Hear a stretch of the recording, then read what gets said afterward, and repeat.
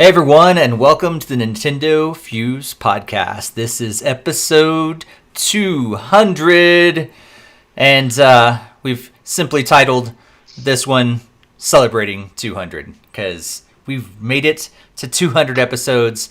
My name is Steve, but I am not just here by myself. I am joined by a full crowd tonight. Greg, how's it going, man? It's awesome. Glad to be here for episode number 200. I think I joined a little bit before 100, so it's nice to see that I've been here for more than half of the episodes now. Nice. Or concrete evidence that I've been past more than half. Nice. And also joined by Barry. Hey, Barry, how's it going? Hey, yeah, as Greg said, I joined before 100, so happy to be here for over a half. And yeah, it's just seeing how everything evolved in 200 episodes. Cool. And someone that's been here for a little bit before 100, maybe going back to episode 1, our old host, Hassan. Thanks so much for joining us for episode 200.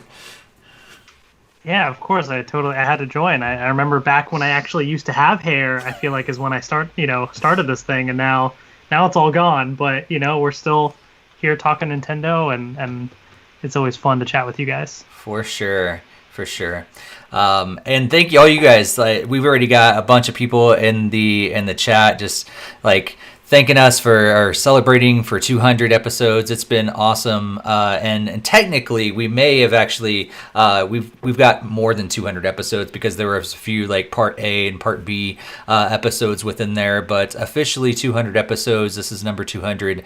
Thank you guys so much for making this happen for 200 episodes. Not too long ago we celebrated our 10-year anniversary, and here we are at episode 200. So who knows how many more we got. I think a long time ago we had no idea that we'd be still going 200 episodes later. But I think it was a big achievement when we had 100 episodes, and that's when we went video and everything, so it's pretty exciting. But one of the big reasons that we are here at episode 200 is because of you guys, our listeners, our viewers, and dare I say our fans, I guess. It's weird saying you're fans, but you're fans of Nintendo. You keep coming back here every couple weeks to hear us blab on about Nintendo stuff as well. So thank you guys so much for doing that. Thanks for tuning in. Thanks for joining us live in the chat room. It just helps so much. And if I could, I would love to ask you to subscribe, hit that bell on YouTube, subscribe on your favorite podcast app, share this with other Nintendo fans, join us on social media, join our Discord to join in the conversation between episodes. We would just love to connect with you guys. And really through this, we've been able to develop a really awesome community. We talked about this a little bit on our last episode, just how we love our community here at NintendoFuse. And all of that is because of you guys. So thanks to everyone, Jakester, Michelle, Dave, Carolyn, Jesse, let's see. I think there was someone else. I'm sorry if I'm missing it. Oh, it's you guys. You're joining in the chat as well. But yeah, thank you guys so much for all the congratulations and everything. Before we jump into anything else tonight, our regularly scheduled program, because there is a lot to discuss. There's been a lot of announcements, even without E3. There's been a lot of game announcements over the last couple weeks. But before we get into any of that, I'd love to let's reminisce a little bit. Let's discuss some of our favorite memories over the last 200 episodes. And Hassan, I'd love to go to you first, because over 10 years ago we were putting this thing together, and I'm assuming, for me, I'd never expected us to get to 200 episodes. So take us back a little bit. Yeah, I remember. I think I was at university, so I was away from home at the time, and this was kind of a way to connect with Nintendo fans, online, and I just remember those early days and just kind of being a part of this community. And so I never thought it would grow into what it is, and 200 episodes later, that's just insane to think about. And when you said it, I forgot that at the 100 episode mark is when we went to video. So the fact that the podcast evolved to have the video component as well for half its time is pretty crazy too. So that's That's super cool. There's been so many great memories over the years, but it's cool to see from where we started. And I know we experimented with so many different formats. I remember one time where we each would record little segments and then have our own little transitions, like, on to you, Steve, and then you do your part, and then, like, so it was kind of fun to experiment with those things. But I think, like, we've hit the sweet spot with this whole video format and also, the audio uploads. But I think it's been a good ride. It has been. I remember early on we were still doing the other podcast, though. We Fuse Podcast, I think we call it before. Weekly Fuse Podcast. Yeah. Back when I remember when you guys asked me to first join, and I remember I was so nervous because I'd never done anything like that before, and it was kind of crazy just to So yeah, sorry about that. I'm getting a spam phone call right now. I forgot to turn my phone off. So anyway, I never expected any of that, and I remember, also kind of being like, I'd go in my bedroom, like, all right, and I've never actually talked to these guys before, and like we're gonna just talk Nintendo, and it was so much fun to do that week after week. So Greg, we added you before Barry, right? Am I remembering that correctly? Yeah, it wasn't too many episodes before, but it was before. Yeah, because we had some other guys. Mickey used to be a part of it, and some other guys. I remember the one that I loved coming after. Jake's very professionalism. You've been listening to this podcast long enough. We're not professionals, but 200 episodes in, we're still trying to figure this out. But yeah, I remember. My Sir Venom is the guy I loved coming after so often in the pre-recorded ones where we put them all together, and you never knew how he was going to introduce me. So that was crazy. But eventually we kind of got our crew together, and Greg, like, what's some memories you got over the last 100 or so episodes? Well, I definitely remember the talk show days. That was always a very fun experience for the audio portion of it, and then still one of my favorites was that one caller who's like, video games. Video games. Like, so great. It's like, oh, you have a question or comment? Video games. Like okay. Nice. That was one incredible thing. And then we also had that one guy that from Maryland or something, I think it was, and then he was like, he made a habit of calling in for like every episode. He's like, oh, the wife let me get away to let me watch you guys. I miss him. A really large fan that we had. He was from New Jersey. I think his name was his name Matt. I think it was Matt. I think so. He's basically right down the street from Barry. I don't know. No, I don't even know where he lives. He could be. Yeah, call back in, man. I miss you. We all miss you. Call back in, Matt. Those live calls were a little scary too, because you never knew what was going to happen. That's true. But for the most part, it was good. It was fun. That's true. The craziest one was that time that some cult called in or whatever and invited us to come join theirs. It was like, oh my gosh, that was a little scary. Barry, what's it been like over the last 100 or so episodes? It's been great. I remember when it was just video and those calls. Those calls were the most nerve-wracking because for you guys it was easy. It was just listening to the calls. For me, I was the only one because at the time I was actually using my cell phone to call in and listen through the headset. So the whole time I had to have one muted, and when the calls came in, they came through TalkShoe, which was on my phone. So I had to have the phone up to the microphone, and which meant my camera was always on scene when they were talking, and sometimes they said some really weird stuff. So you guys were all able to mask your emotions, and we were using Google Hangouts there where it only showed the face of the person talking. And I was like, oh God, I'm snickering and I'm trying to hide these emotions because it was funny, and my face is like right there. So everyone can see what I'm reacting to. And I was like, I don't want to disrespect, but some of the times, some of the things that were said were really funny and really weird sometimes too. Right. But it definitely created a unique aspect, and I do miss that. I wish we could do the calls again. I like having the chat, but there was just something really special about having random calls. But that was definitely one of my top memories. I just think meeting people, different people in the chat rooms and the community, and especially coming on you guys, because I had to get in by calling and messaging Hassan and being like, please take me in, please take me. It was an interesting transition going through each stage, but I think each stage of this podcast has its pros and each stage has its cons, and it's fun to see how it's evolved. And I don't know if Steve, did you send out the memo to everybody? Like for 200, we were doing smell-o-vision, right? Like we were just going to add, our body odors and stuff are going to be included into the podcast. So we thought that would be a nice new way to go, like the 4D, right? Yeah, you're not doing the good gamer body odor, and just like ushered your way on there. Yeah. I wish we could jump into something like that. Better watch out, Barry. I think he's trying to start selling his bathwater. Oh my god. Yes. Yeah, we could. I mean, it's funny, right? Hey, that's how we're gonna make money on this thing finally. Let's go to the chat, man. People have been congratulating us. Thank you guys so much. Let's see. Jesse's out delivering pizzas and listening to us. So that's fantastic. If you can, just deliver pizza to all of us.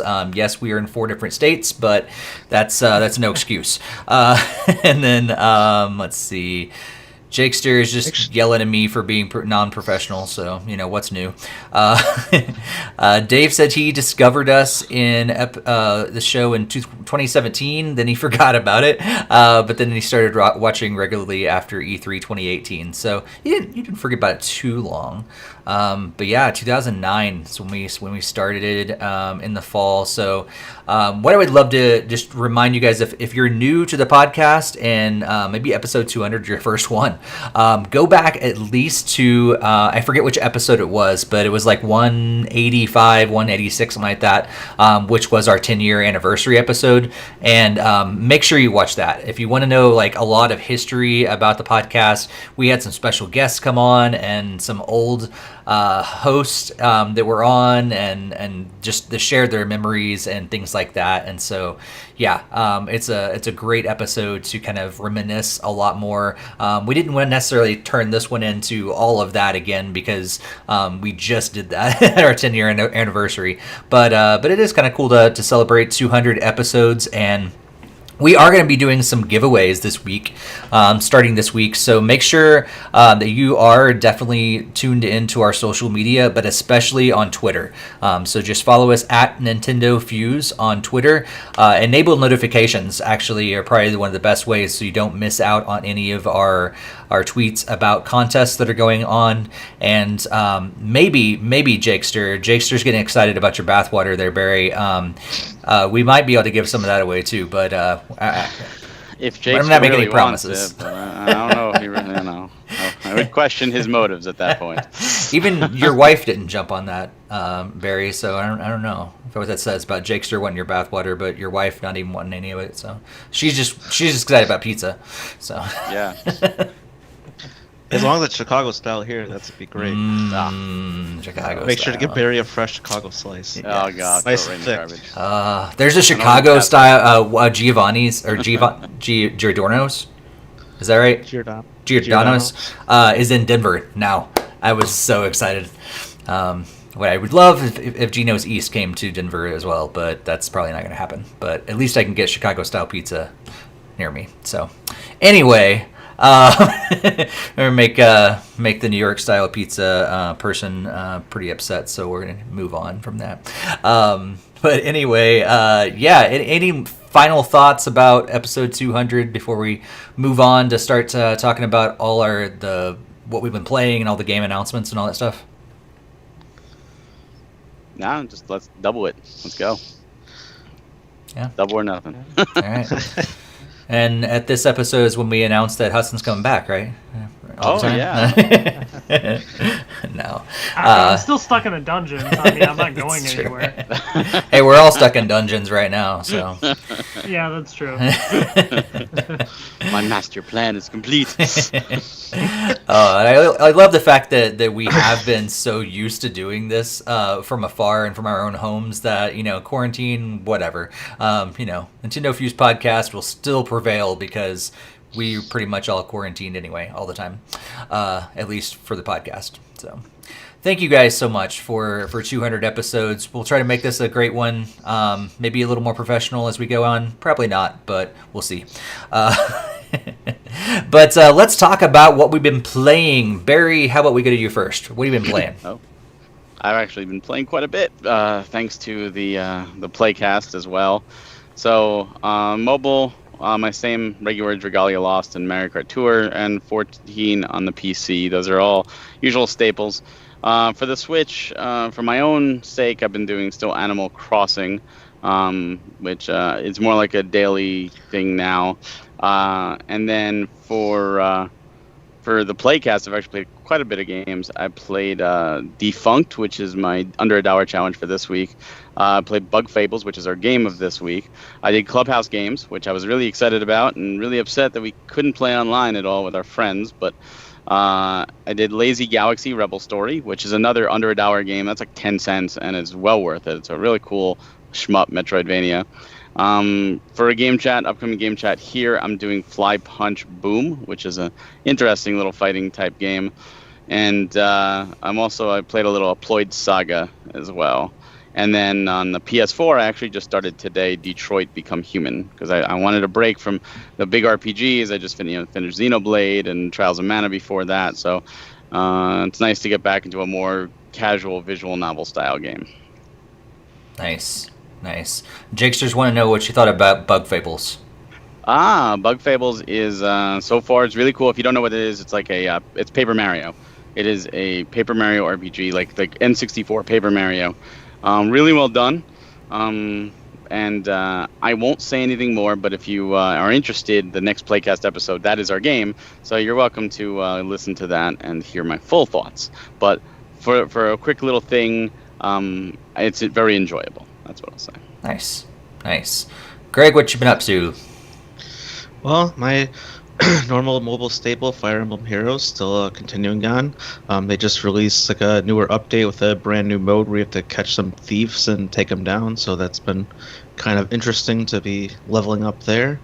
Then over on the brand new entry on the list, I got a Game Boy Advance SP for Father's Day. So, and along with that, I got a copy of FE6, the Binding Blade, or I found out that I actually bought like a special localization copy called Sword of Seals, but that's basically the same game. It's Roy's game, so I've been going through the first 3 chapters, and it's been pretty solid so far. I'm really enjoying the story and everything, and gameplay is pretty similar to that of Sacred Stones, which I played on 3DS, like for that Ambassador program. That's another fun memory there.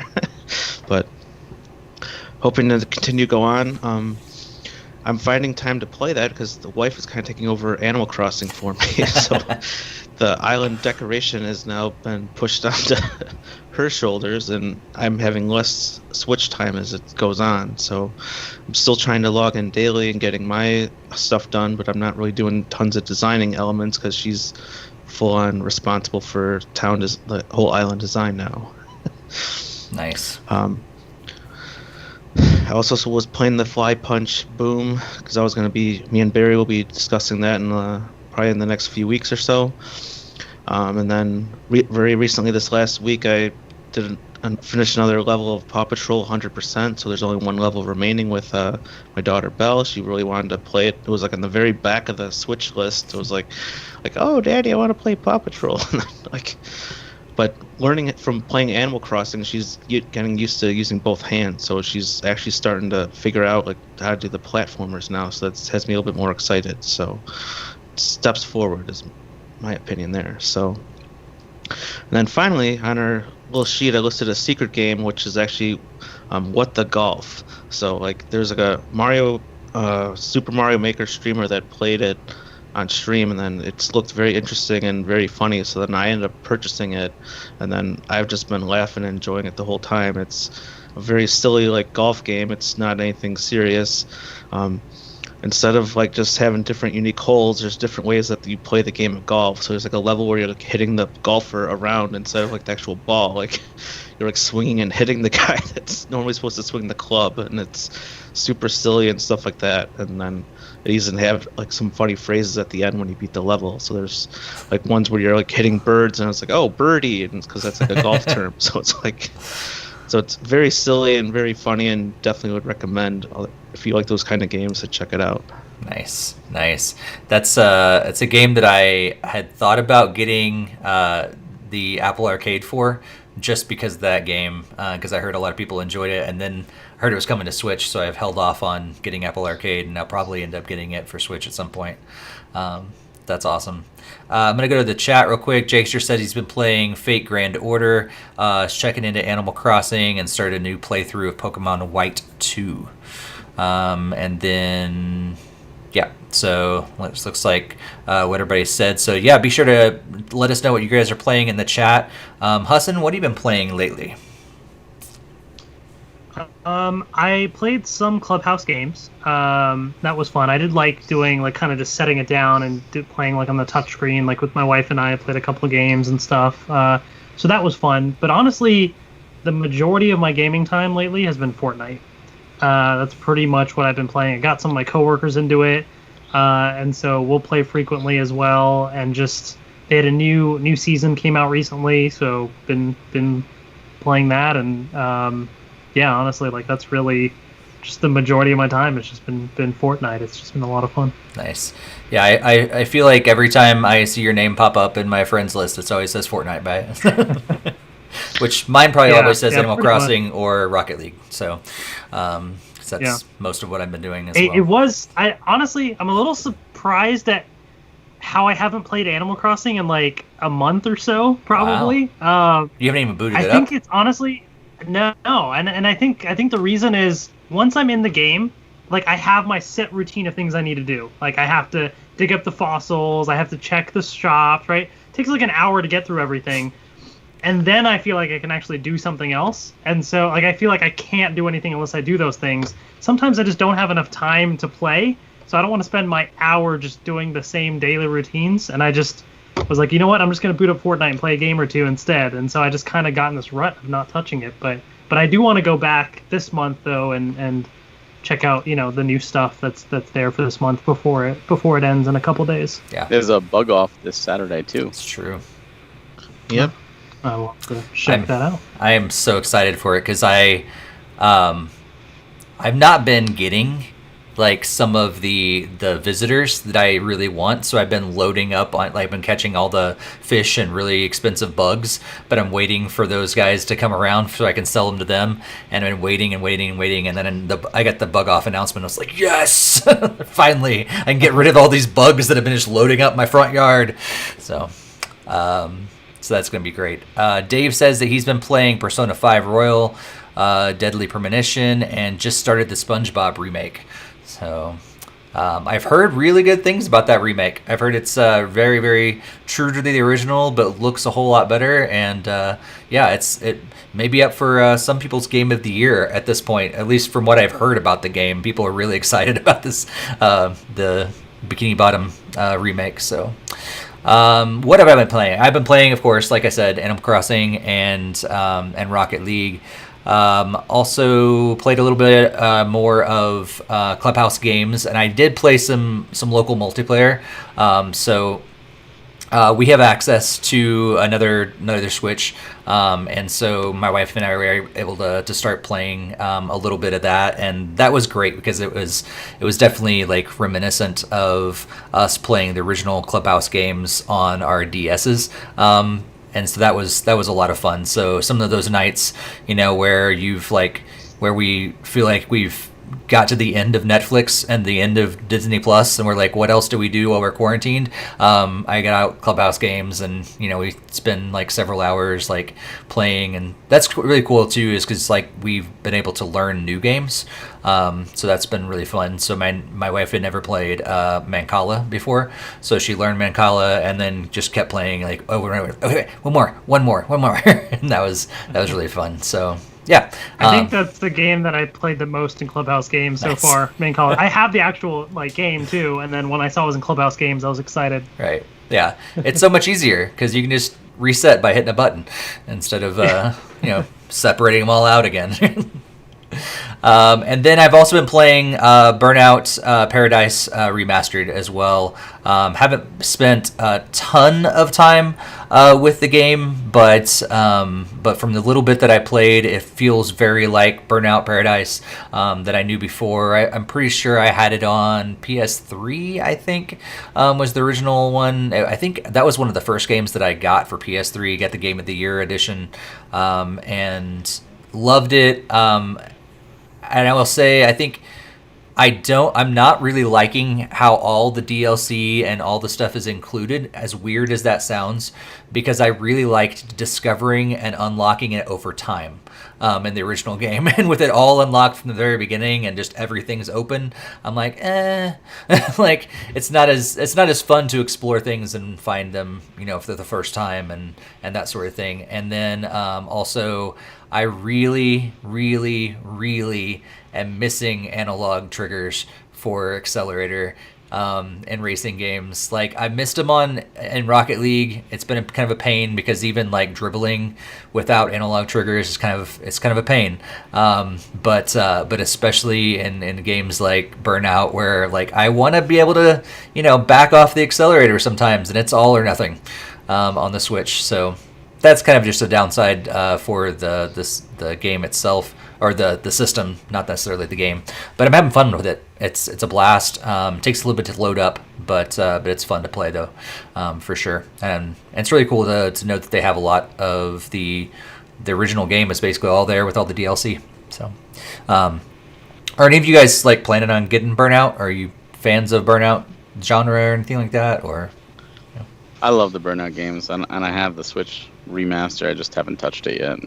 Nice. Did you play the original Burnout Paradise? I didn't play the original Paradise. I played 1, 2, 3, and Revenge. Okay. Revenge was so much fun. Revenge was great. Yeah. Yeah. I remember. And I did the Crash course down like the Xbox arcade thing. Yeah. That was terrible. Nice. All right, so I think that's all for the games we've been playing. Now let's talk about some new stuff, and boy, is there a lot of new stuff. Let's first jump into the new Game Expo, New Game Plus Expo that happened today. So there were so many games that happened today, and like the schedule was just loaded with game announcements. So it all started off with a showcase that was very reminiscent of a Nintendo Direct, I would say, and then they basically had is similar to a Treehouse Live, kind of, the rest of the day, from all these different developers and publishers. They went on to announce a ton of stuff. And the Nintendo World Report kind of has a quick rundown here. I'm just going to run through them real quick, and I want you guys to kind of share your thoughts because we have so much to discuss tonight. But we saw games from NIS America, like Trails of Cold Steel 4, which should be coming out in 2021. Fallout Legions is coming out in 2021. And Ease 9 Ease. Yes. Okay. Ease 9. They've made 9 of these games, and finally I'm figuring out how to pronounce it. Ease 9 is coming out in 2021 as well, and then Axis had several games, Tin and Kuna. Some of these I'm not going to be able to pronounce at all, and I'll tell you the reason why in just a bit. But SNK had Samurai Showdown, DLC, limited run games as a pre-order of the Samurai Showdown Neo Geo collection. The Neo Geo Pocket Color editions will continue for King of Fighters R2. I know that's a collection that Jakester is incredibly excited about. Spike Chunsoft had ReZero, Starting a New Life in Another World, The Prophecy of the Throne, which is another gigantic name for a game, and then Shire and the Wanderer, other Other announcements included Catherine Full Body, which is actually coming out on July 7th. So it's a game that's been out for other systems for a while, but it's coming to Nintendo Switch on July 7th. Suda51 introduced the whole show. The showcase started with him talking about No More Heroes 3. But we couldn't really see a whole lot of it because Suda was in front of it the whole time. And then we saw more Harvest Moon One World. We saw a Fight Crab, which seemed really interesting. I know Barry's excited about that game. Fairy Tale, and then Billion Road is also on sale in the eShop. Tons of games. And I said this in our Discord that I feel like, and Jakester kind of agreed with me as well, like for me there was a lot of similar feeling games. A lot of them were RPGs, a lot of them were in the anime style, a lot of them Japan influenced, which is why I can't pronounce half of the names because I feel like they're in sometimes a different language. I can't even pronounce YS, so why would I pronounce something with a lot more letters than that? But yeah, I think for me, just at the very beginning, I think there was a couple games that stood out to me, and then I'll go to you guys. I think the Bloodstained sequel stood out to me. I think that looked really good, and of course, No More Heroes should be good. I would have loved to actually see more of the gameplay. But then Fight Crab seemed interesting to me. It seemed like a joke, actually, and I was surprised a little bit to hear that Barry was excited about it. So, Barry, I know you've been excited. You have differing opinions on this than Jakester and me because we saw a lot of the same stuff and we're like, it's okay, it's cool, it's great stuff, great games, but for us. So, Barry, what were you excited about from today? There was a lot today that I was excited about because I love Japanese style games. It's just my forte, and I love RPGs. So this was like perfect.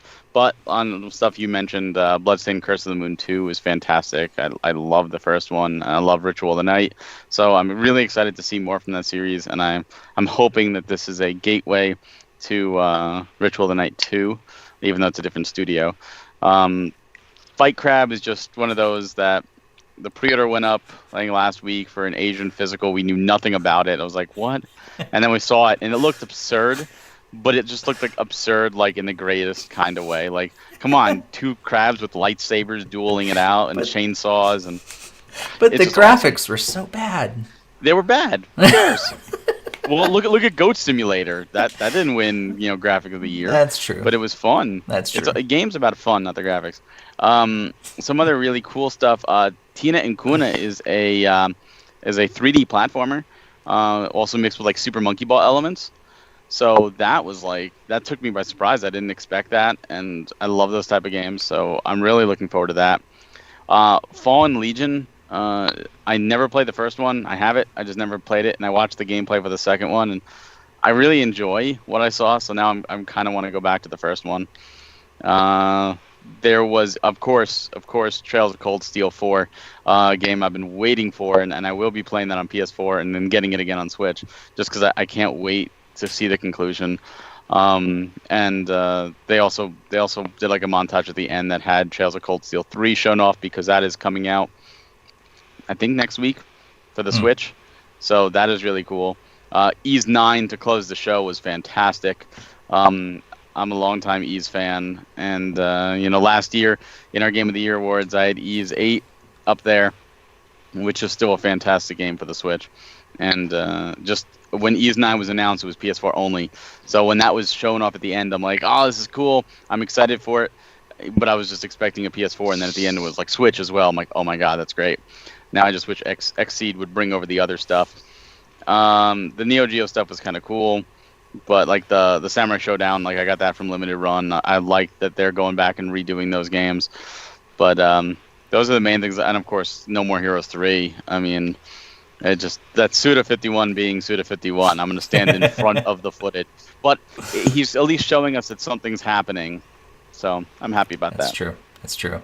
Yeah, it was so cool to see so many Switch announcements, and I think going into it, I don't really know if we expected to see that many announcements, because from some of the other showcases that have happened, we haven't seen Switch featured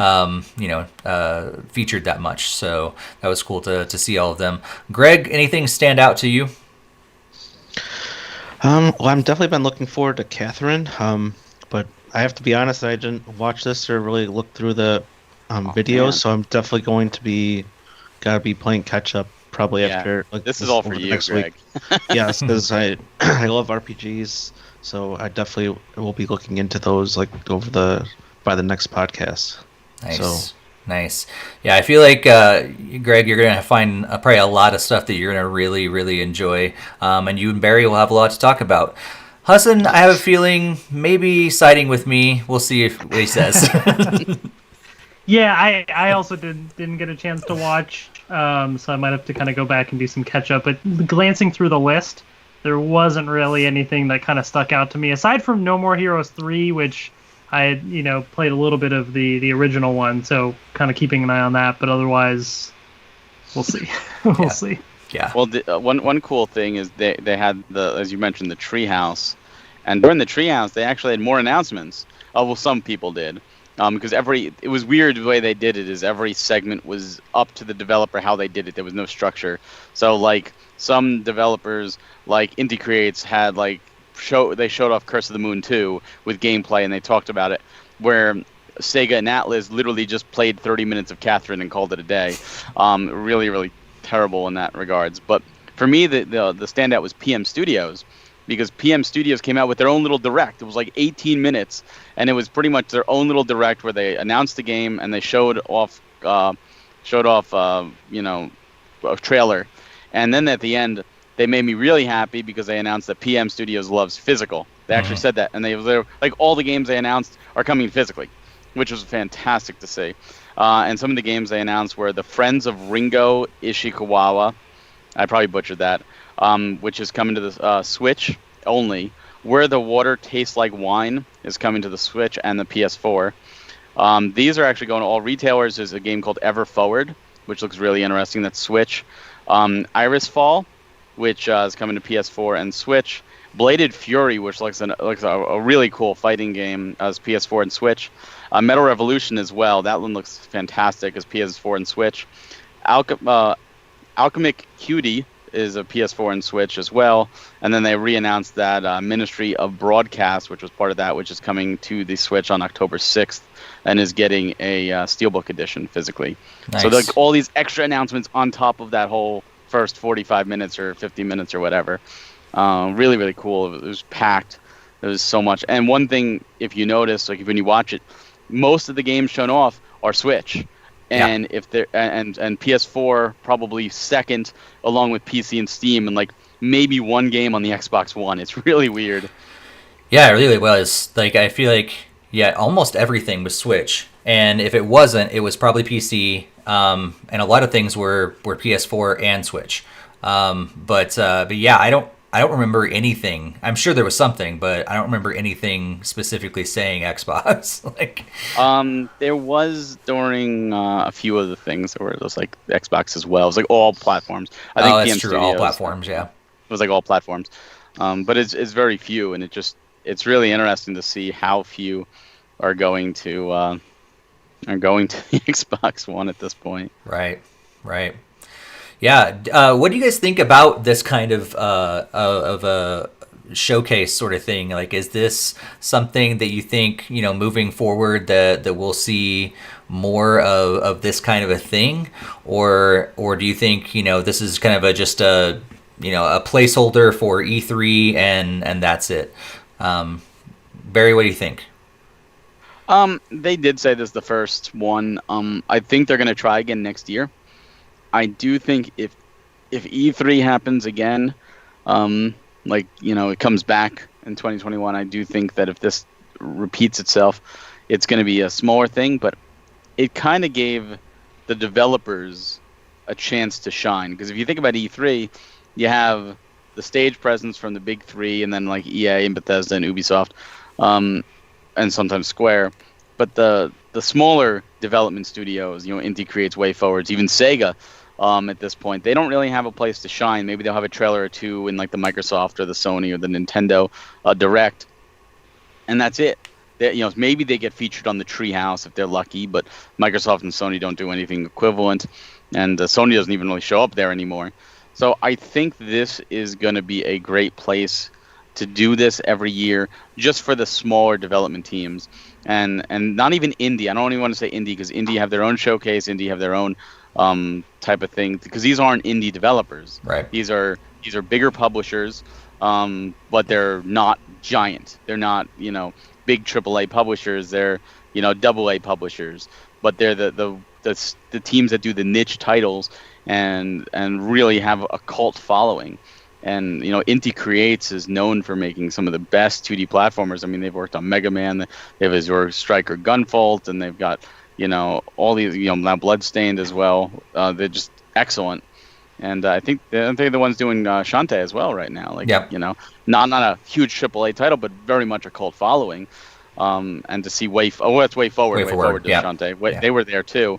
Just to see them get some spotlight and use this as a platform, even like on Natsume as well. Like these are some really good publishers. So I do think it's going to continue, and it's interesting that they are copying the Nintendo Direct format. Because if you remember back in 2013, you go listen to our podcast, we're like groaning, why is Nintendo doing this? And maybe they were just ahead of the time. They knew what was to do, years before anyone else realized it.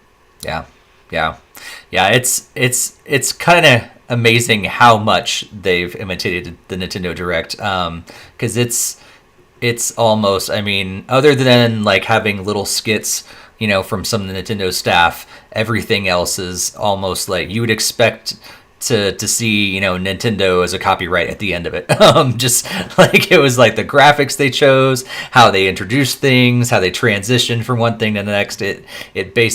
It had Nintendo, written all over it, in many more ways than one, for sure. Greg, Hassan, I know you guys haven't got a chance to watch it as much, but you guys have any closing thoughts before we move on to talk about EA?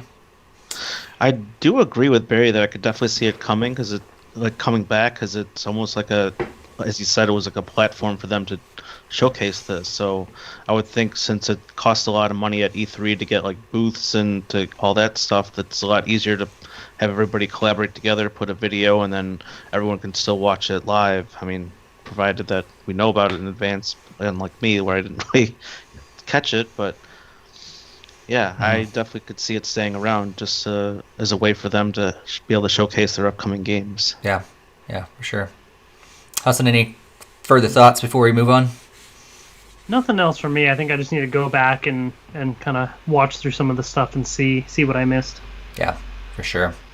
Yeah, there was a lot, but the good thing is that other than the additional components afterwards that Barry was talking about, the majority of all the announcements happened in like a 50 minute showcase, and so it's pretty easy and pretty simple to watch, and you can actually just head to their website is ngpx.games, and like all the videos there, they have links to all the games and stuff like that, so you can check out more information. So it's pretty well done. I don't really know who's really behind this, but it was really, really well done, and for kind of just a brand new thing that just pulled all these companies together. So I was surprised at how well they pulled it off. One thing that was weird to me was like the schedule they released was like the post schedule, and I thought that was it. Like I thought it was an all-day event. That's what I was going into expecting. And then I see, them post like, oh, we're going live in like 15 minutes, and I'm like, 15 minutes? It's an hour before you're supposed to start. So I went, and then I realized like, oh, well, they're actually doing a show now. Like I didn't expect them to start an hour before that. But like going back, definitely, do yourself a favor and watch the actual presentation, because it is really well done, and there's a lot of great announcements. But then look at the schedule, because I'm sure you could find all the individual ones now online. And if you see a publisher that you're like, oh, I want to see what Way Forward had to show off, you could probably just watch Way Forward's presentation at this point. You don't need to follow the schedule.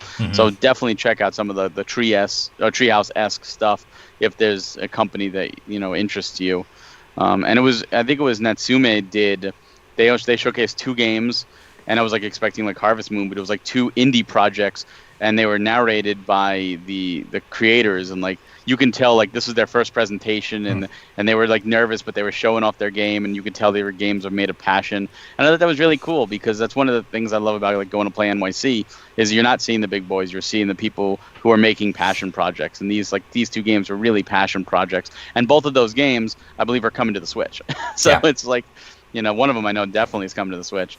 And it's they were not showcased in this 45-minute showcase. They didn't make the cut, but they made Natsumi's 30-minute block cut. Right. So there's definitely some good stuff in the quote-unquote treehouse segments. Yeah, for sure.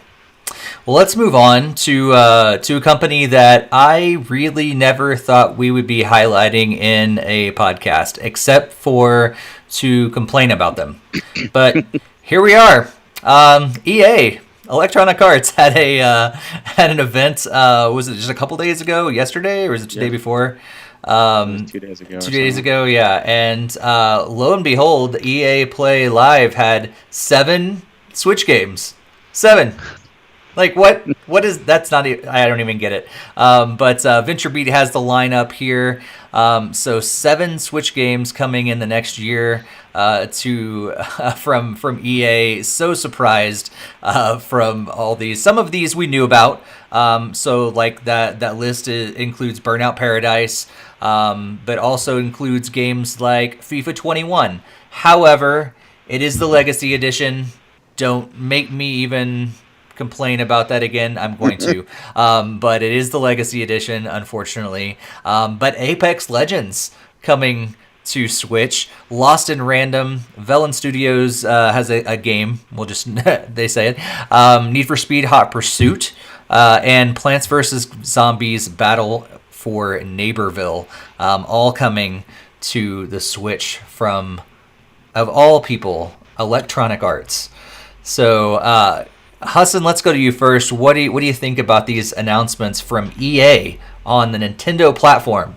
Again, they said they love the Switch. Yeah. I mean, well, one, it's about time that they start releasing something more at least. But then at the same time, some of these things like FIFA and stuff, it's just like we're just throwing it on there just to throw it on there and say that we're supporting the Switch. It's like, come on, guys. I will say Apex Legends is nice. I don't know how well it runs, so hopefully it runs pretty well. But I know that's a game that people have wanted, and I'm glad to see it come to the Switch as well. So more games are more games, so I guess it's good to see. But really, I think out of this list, the one that I would maybe try is Apex Legends. I think. Yeah. Have you played Apex at all?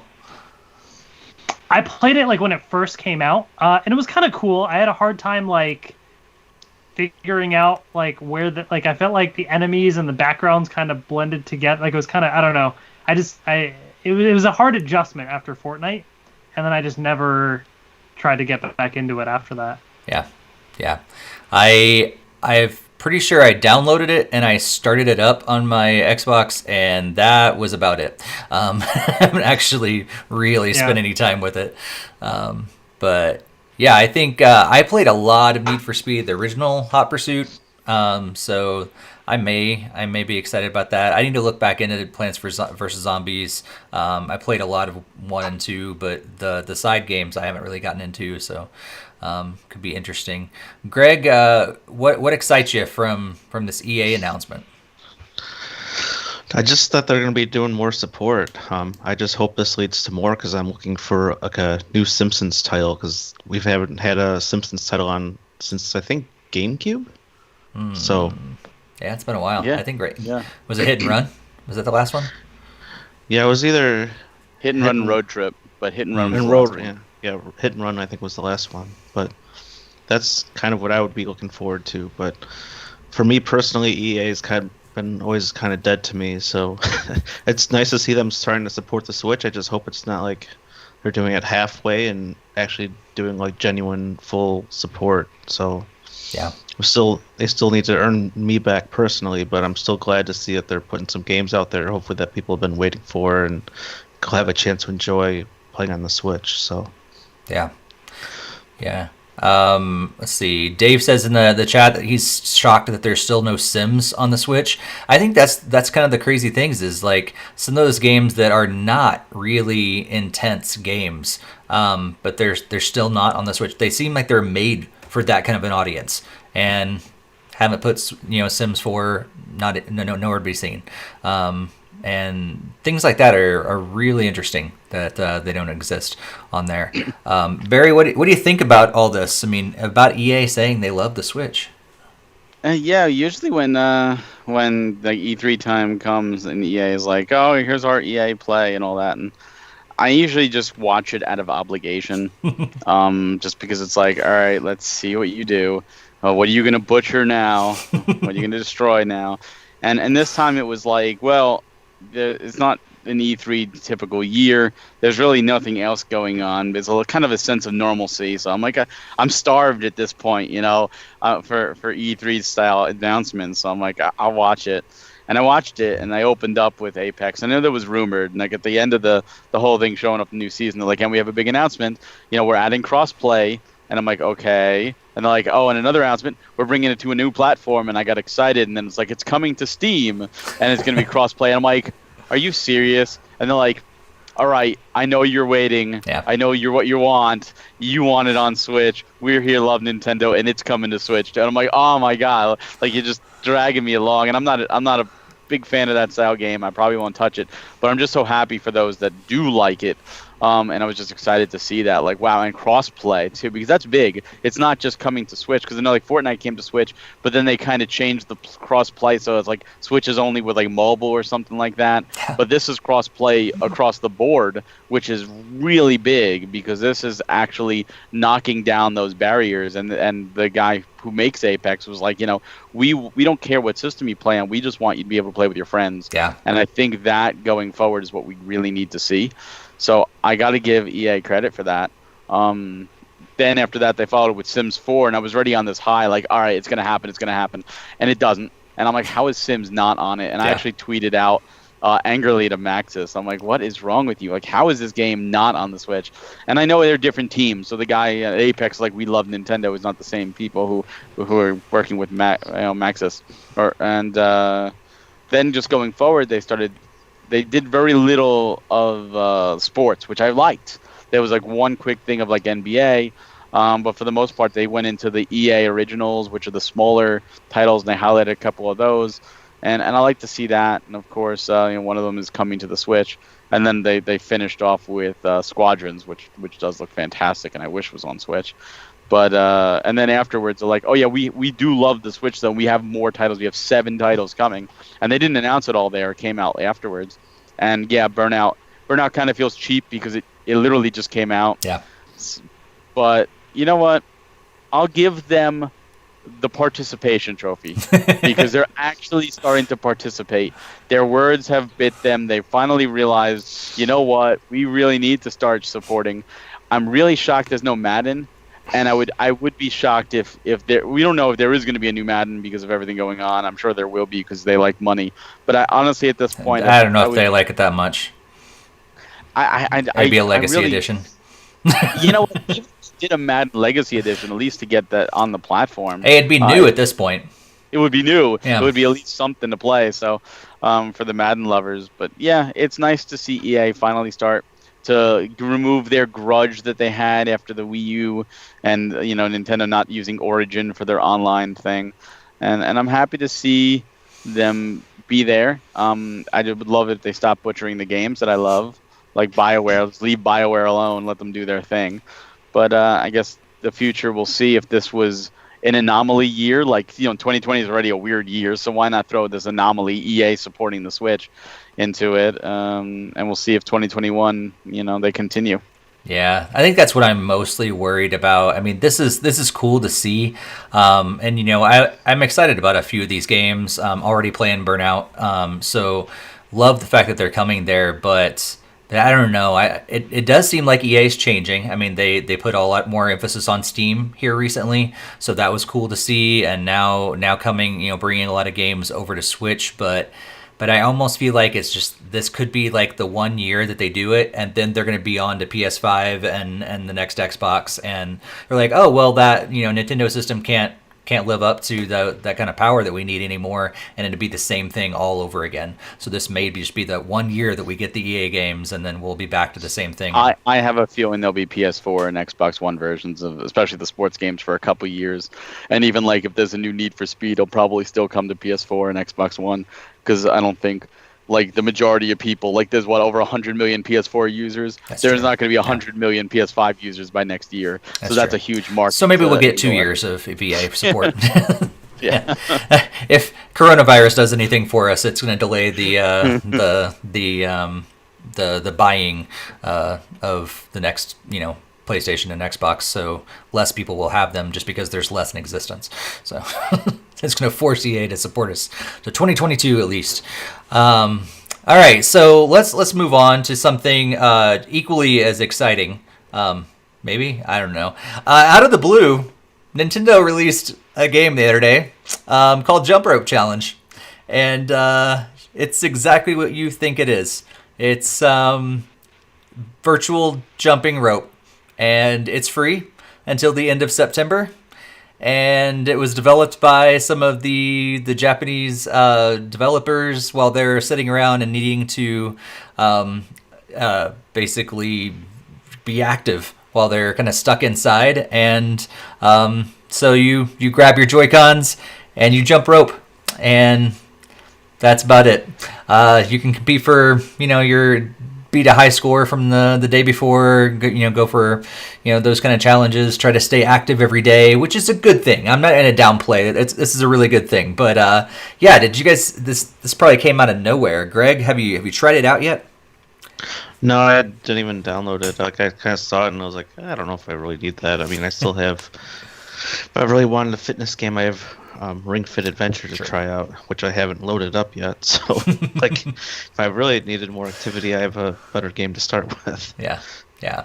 Hassan, have you fired it up and jumped some virtual rope yet? I have not, but I'm on the eShop website right now downloading the game, so it'll go to my Switch so I remember. Because I saw the article and I forgot about it, and I just never got around to doing that. But yeah, I mean, I guess it's a neat little thing. But I also do need to get back into playing Ring Fit and trying out all the rhythm stuff they added. I still never touched any of that, so I still need to get back to doing that. Yeah, same here. Barry, have you tried it? I downloaded it, but I haven't tried it. I downloaded it because it's free until September, so I figured if I download it now for free, I'll have it forever for free if I ever want it again. And I don't take much stake in it being a digital-only title. I do think it's cool, though. That like some developers were just like, hey, we're just gonna do this and we're gonna release it for free for everybody.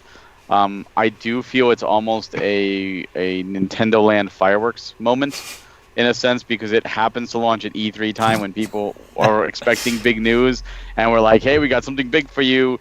Jump rope challenge. What? What? Not what we expected. I also kind of find it weird that Nintendo's own employees had to develop a game to stay active and didn't use their own game, Ring Fit Adventure. They're even having a hard time finding a Ring Fit Adventure. It's appearing in stores now, I've heard. Yeah, all you disappoint me. You haven't even tried it. Neither have I. But again, I have downloaded it just like you guys, but it's still sitting there. I'll probably try it out, but I think having Ring Fit Adventure, that's the better exercise experience for sure. Dave says in the chat that the max score is 1,000 jumps. It stops counting after 1,000. So apparently they never expected us to get to 1,000 jumps. So. But Barry, you just 1,000 jumps sounds like murder. That's what you said in chat. Yeah, it does. Just think about doing 1,000 jumps in one shot. I mean, that's a lot of jumps. That's true. Jakester Star 5. I'm assuming 5 Ring Fit Adventure games at Target. So yeah, it's cool. It's coming out there. Hey, it's Jump Rope Challenge is free. Grab it while you can till the end of September. It's kind of weird how they said it's going to be available. I don't know if it's going to go away altogether at the end of September or if they're going to start charging at the end of September. I would assume they'd start charging, but it's kind of how they wrote it in the press release. Almost seems like it'd just be available until the end of September, and that was weird. So maybe it's just the way they wrote it that led me to believe that maybe it's actually going to start charging. I couldn't imagine them charging much, maybe like $1.99 or something like that, but I don't know. Well, let's move on, because there were some other announcements this week from a little company we like to. It's called the Big N. Maybe Super Smash Brothers. Hey, you finally got some information from Smash Brothers. That like, game. Yeah. All right. There's that game with now 81 fighters. 81 fighters because Min. Never heard of that game. That's the wallpaper of my phone. Never heard of it. Oh, so Sakurai appeared from his own home this time. Nintendo sent him some camera gear. I love the fact that this whole entire thing, he's like so just candid. He's like, so I didn't know how to do this from home, so Nintendo sent me some gear. And actually shows his camera and everything off. But I announced the ARMS character that we knew was coming, but we didn't know which one it was going to be. So Min was the character, and she's going to be coming on June 29th, along with the ARMS Spring Stadium. It's going to be the new stadium that's going to be accompanying her. It's kind of a basic stadium. Kind of the sides move up and down, kind of like a 20% angle and something like that. Kind of going back. There's going to be 18 new songs added to the game with Min. 2 of those are new arrangements. So ARMS Grand Prix Official and Ramen Bowl are new arrangements just for Smash Brothers. And then we're also going to get 5 new Mii costumes. We're going to get Ninjara from ARMS. I have no idea how to pronounce the Tekken character. Can you guys take a guess at this? Heihachi? Let's just say Heihachi. I think it's something like that from Tekken. Callie and Marie from Splatoon 2, and Vault Boy from the Fallout series, all going to be 75 cents each starting on June 29th. And they're also going to be updating the Spirits mode to include some of the Mii costume characters, new challenges, and there's actually going to be a replay mode in Spirits as well. And finally, they mentioned that the Joker and Hero amiibo are going to be out this fall as well. So yeah, up to 81 characters on Super Smash Bros. Ultimate, and 5 more that are still coming. They're still going to be working on that we don't know who they are yet. So Hassan, what do you think about all these announcements from Smash Bros. Ultimate? It was pretty cool. I was looking forward to seeing who they ended up picking for the ARMS fighter. I think ARMS is the perfect type of game to have a character featured in Smash Brothers, and I'm glad that this round of DLC gave it that opportunity. I think I was 50-50 when they said that there was an ARMS fighter, whether it would be like you could change skins and it'd be different ARMS characters, or if it would be a singular ARMS character. So part of me is a little disappointed that it's not like a bunch of ARMS characters as one. But on the other hand, if you think about it, a lot of them are also like, they have like different styles, and it might have been a little, I don't know. I like what they did. I like what they did with Min. So I'm pretty satisfied with it. I like how you can change some of the arms that that she's using. Just one of them. I think she... Yeah, that's true. Just one of them. But the it's cool how seeing Min in the game, like the way the movements of her arms are and everything, like feels just like, you know, it looks like she would out of ARMS. Like Nintendo does a great job at like adapting these characters into Smash Brothers, I think. And I think that was super cool. So I'm looking forward to it. I think this should be a lot of fun. Cool. Barry, what do you think about all these announcements for Smash Brothers? Like Hassan, I was hoping for the all-in-one kind of deal, just because they were so vague, and it was like, you know, they do play similarly enough, and you know they did it with the Koopalings and Bowser Jr. So it's not unprecedented that they could do something, and it's not even unprecedented with DLC, because they did it with Hero, where they have 4 different Dragon Quest heroes there. So I was kind of hoping, and I'm not upset I think Min Min is a great choice. I was hoping for like Ninjaro, but being that this is also another female representative in Smash, it's a good thing. Gets more diversity. I do find it weird that it's Springman's stage that is the fighting arena instead of her ramen ball stage, which I thought was kind of weird because she does have her own stage in ARMS. But the stage itself is really cool, and I like the fact that it's like pretty much every song from ARMS is being included. So it's a whole soundtrack. I mean, think about it, 18 songs. That's awesome. And no, I'm just happy that ARMS is getting representation because I always felt it should have been. My biggest takeaway was the fact, two things. One, in the original presentation for Smash Ultimate, Sakurai did state that ARMS was when it was announced, it was too far into Smash's development. They had already decided the roster, and he wanted to include a character, but he couldn't. And two, Min Min is already a spirit in the game, and this means that spirits are no longer prevented of being characters. It's no longer there's a spirit, they can't be a character in this game. I mean, not talking future games. So that means that there's one other character that was talked about that was in development Smash was too far in development when the game was announced and shown off, that also has a spirit, and that is Rex and Pyra and Rex and Mithra, which means that I have really high hopes that one of the characters will be them, and as they should be, to get more Xenoblade love.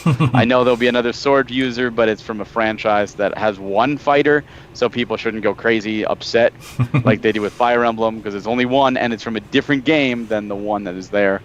So I would love to see that. But yeah, I'm really happy with Min Min. Like Hassan said, Nintendo knows how to translate a character into Smash.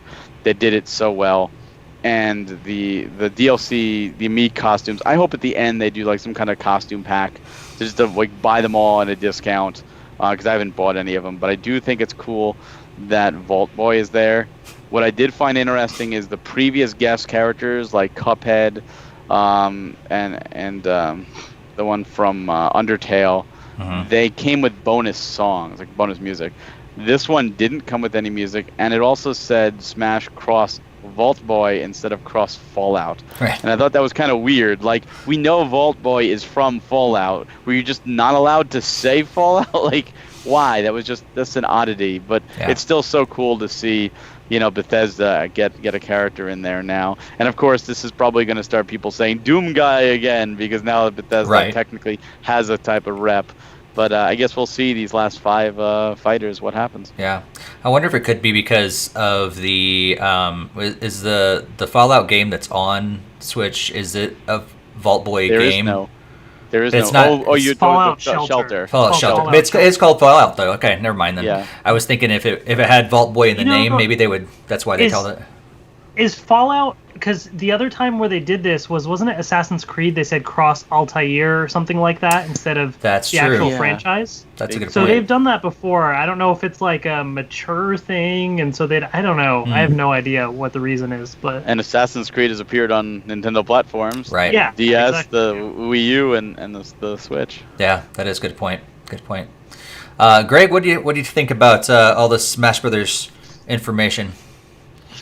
It's nice that it finally came out. I know we've been looking for. I think it was supposed to originally arrive in like March, and obviously with everything going on, it had to be delayed and whatnot. So it was definitely great to see it, and finally we know it's like Min Min, and I still think I have to purchase the pass though. So yeah, me too. Get all the fighters. But honestly, for me, I think the most exciting part was just the amiibos. So I have the entire Smash collection, and so now I have to go out and get 2 more. So, well, they said all the DLC fighters, so there's like 2. That's true. I know, but like now that there's like 2 on the schedule, now it's like, oh, now I have to like see like what the store situation's like, and even said there might be kind of more limited prints, so that's kind of scary. It's almost like reminiscent of 2014 when Amiibo first launched, and it's like, oh, we know there's millions of people that want them, but each store is just gonna have like 2, and like, so Sakurai did hint at the like potential like Zelda and other ones, right? Like different styles, or he kind of made this weird comment. He did. Where he's like, it's interesting that like we don't have figures of their new styles too bad we can't do that. And the camera kind of lingered on him for a second and then moved on. I was like, is that a hint? Like, what's going on? Right. If they do that, then you know the Koopalings are coming in, like male Wii Fit Trainer and male Robin and all those player 2s. Yeah. Alpha, probably. Yeah, there's so many more. I'm going to need like 5 more shelves now. Good thing I stopped collecting them all. That's all I'm going to say. But those of you guys that are still collecting them all, good luck with finding places to put them. It does feel like Amiibo are dead, though. Like the way they were just like more like, these are novelty at this point. Yeah. Like, games may still use them, like Animal Crossing New Horizons uses it, but didn't come out with any new amiibo. It just uses the existing ones. Yeah. So it almost feels like games going forward will still use existing amiibo, but we probably won't see any more outside of Smash. Yeah. Which is unfortunate because I feel like they finally got them up to par of the original prototypes. Like, we finally got the quality up that far, because the Joker and Hero ones look so good. But actually, we didn't see Hero, the Joker one. We did. Yeah, we did. Okay. But yeah, they look so good. And like the new ones, like, are looking great. But the original ones were like, I would have rather the prototype style. You don't like Link taking a leak instead of the original prototype shown off? What? Yeah.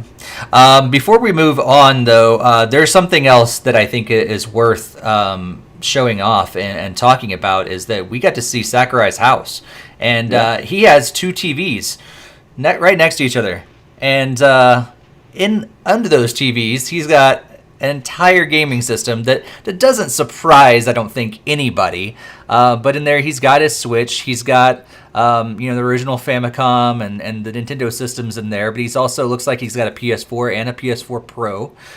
He's got several of the old Sega systems, I think. And Barry, help me out. I know you all these things. He's got a Mega Drive with a Mega Drive CD. He's got a PC Engine. It looks like it's an Xbox One and a PS3. And what's interesting is he's got a Super Famicom, and he also has an SNES. And he's got it looks like the PlayStation 1 might be the Japanese one, but it's interesting that he would have an American SNES in there. Yeah, that's true. So maybe there's just certain games that he couldn't get, on his Japanese one, so he has to play the American one. I don't know. I don't know. Do you guys have any thoughts about this? We don't have to necessarily go around, but I just thought it was interesting that we get to see Sakurai's house, which is kind of cool. At least part of his house. Yeah, I was waiting for people to be like, "Oh, that looks like a Waluigi pillow," and like that means Waluigi's confirmed for Smash. So, it definitely was very simplistic. I did think that. I mean, I don't know if it's more traditional style in Japanese, but I definitely noticed it was very simple backgrounds. There wasn't really lots of clutter or anything at all. So I was pretty impressed with that, on his cleanliness of his house and display, and I was definitely very excited to see his TVs and game system flash by. So yeah. I just thought it was kind of crazy that they had 2 different sizes TVs. I'm like, so because he wants to play with a friend when he comes over, and it's like, so the guest gets the slightly smaller TV. I mean, both of them are gigantic though. There's probably 65 and 70 inch TVs there, but one of them's slightly smaller there, Sakurai. I think you need to upgrade the other one. Well, I just find it funny, even how cleanly his house is, he still found clever ways to hide things, like the amiibo behind the plants, and oh look, I just happen to have a Slinky hiding behind this pillow on my couch. The Slinky thing was funny. Yeah. So, yeah, I love just seeing Sakurai. I think he's just. I think it's been really good too, because I know he was stressed out, in the last several, Smash Brothers games, just to see him relaxed and just taking it easy and just being goofy and everything. It's just great to see. So, if nothing else, I think it's good for his mental health, to just kind of be relaxed, be probably home a little more often and things like that. So, yeah, I'm sure we're gonna have a lot more fun with Smash Brothers. Maybe to get me to fire it up again, which is weird to say because it used to be one of those games that I played every day, and now I don't remember the last time I played some Smash Brothers. So at least a new character will get me into it for sure. Well, did you play when Byleth came out? Nope. Oh, so you have a couple new characters to play around with. Yeah. Because what's it, the 29th it comes out? Yep. Min. So. Yep. Well, let's move on because there's more announcements, this time from the Pokemon Company. So they decided to do a little presentation last week, and we saw several different things from the Pokemon Company. We saw a brand new version of Pokemon Snap, a little game that came out for the Nintendo 64 back in the day. Definitely has a following, and not Pokemon Snap 2. No, we're going to do it the Nintendo way. We're going to call it New Pokemon Snap. But yeah, that's coming out for Switch. I don't think we have a date yet. Do we? Anybody know? I don't think so. Announced it and that was it. We also have Pokemon Sword and Shield. The first DLC expansion pass has dropped. That's the Isle. I'm forgetting what it's called. Isle of Armor, right? Isle of Armor. Yeah. So, and with that, you get a special max raid battle featuring the mythical Pokemon Zero, another word that I can't pronounce. Yeah, if you get 1 million players to win the max raid battle, it's going to be available, and then you can get a shiny one of them as well. Then we also had Pokemon Cafe Mix that was announced and dropped the same day, I think, just like an hour or whatever after the presentation, if that. And that's on iOS and Android devices, but also on Nintendo Switch. So it's a free-to-start game, I believe. It's free to start, but you can have other things in there. Pokemon Go is getting some updates, continued updates, maybe to draw Barry back in. We're not really sure yet, but you can still play from home. Mega Evolutions are coming, some cool stuff that way. And then we got a game that I know is going to make us all smile. Pokemon Smile is not for us whatsoever, but it might be for Greg's daughter, and essentially it's an app that runs on your phone, your mobile device, to kind of AR app that lets you dress up as a Pokemon and then gets points for brushing your teeth. So definitely meant for the younger audience, but I thought it was kind of cool. It was innovative. It was a cool way to bring Pokemon into helping kids improve their hygiene and actually want to brush their teeth, because I know when I was a little kid, brushing your teeth was like the worst. I don't know why. It doesn't make sense at all. It's one of those things as a little kid, you're like, I never want to do that, and I'm always being forced to. So maybe Pokemon's gonna help that happen. Greg, as someone that has a daughter, what do you think about Pokemon Smile and the rest of the announcements? Well, I didn't really watch it as I'm not super into Pokemon. I still haven't played Sword yet, but that Pokemon Smile does sound like it could be something I could download on my phone, and she would have a blast with it. She still likes to play Mario Run here and there on my phone, so it seems like it'd be pretty fun. I mean, she's usually pretty good with brushing her teeth, but I think that might be a good intro to Pokemon, and then who knows, that maybe it'll get me a load up Pokemon Sword, and then I'll finally be able to see what all the fuss is about with Pokemon. Nice. Barry, what do you think about all this? You're most excited, I'm sure, about Pokemon Smile, but what about Snap? I don't know. I've already evolved my Charmander into a Charizard from brushing my teeth, and Have you really? I don't know what you're talking about. but no, I think Smile is actually a cute little thing for younger, kids. Pokemon Snap, of course, was the highlight, and I did a total facepalm when I saw the name, because it's so Nintendo at this point. Like, come on, can we get rid of the new? Like, that fad was so a decade ago or more. Like, come on, let's just move on from that. But no, that looks good. The cafe mix. I've always been a fan of the Pokemon puzzle games, and not that I'm gonna get this, but I think it's neat. It seems like they keep trying to do these free-to-play Pokemon games on the Switch that go to mobile, but this is probably not one I'm gonna touch. Yeah. But it does look cute. The Pokemon Sword and Shield stuff is great. I've heard some good things about the DLC, but for me, that ship has sailed in terms of me going back to it right now. Maybe, depending on the holiday season, after the second pack comes out, maybe I'll come back and do it all. But it's looking less and less likely, because it's just there's just not enough hours in the day, and there's too many other games that I just want to move on and experience. And even still, I'm playing games from years and years ago at this point, just trying to catch up. But yeah, it was a good announcement for sure, and it was nice to see, and that just keeps hammering in, like, we're not going to getting a direct anytime soon. Like, Pokemon's literally like, Nintendo, are you doing a direct? No, we're doing our own thing at this point. And we're probably, we might, I don't even know if we'll get another direct this year. We might have to go through a whole long stint at this point. Yeah. We might be telling our kids, back in my day, we watched Nintendo Directs going uphill both ways to school in the snow. You know. Right. Huston, I know you're a big Pokemon fan. Were you excited about these announcements? I'm so upset that there's no Pokemon sleep details. I wanted to get some sleep. You know, instead they want you to smile. I'm like, make up your mind. What's going on now? But no, I was excited. I still need to play the DLC for the Isle of Armor. I know it's out now, so I want to play it and do this max raid battle. So I'll probably try and set up some time soon to jump back into that. But of course, the highlights, new Pokemon Snap.